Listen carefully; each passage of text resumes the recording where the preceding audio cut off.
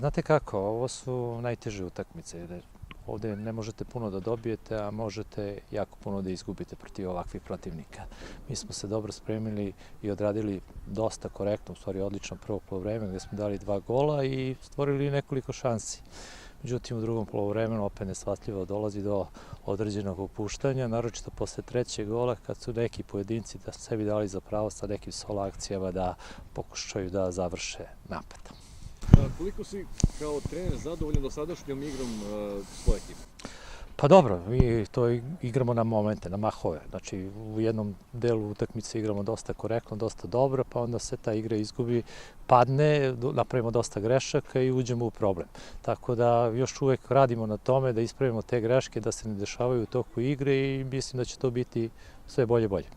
Do kraja prvog dela prvenstva ostalo je još, da kažemo, nekoliko utakmica.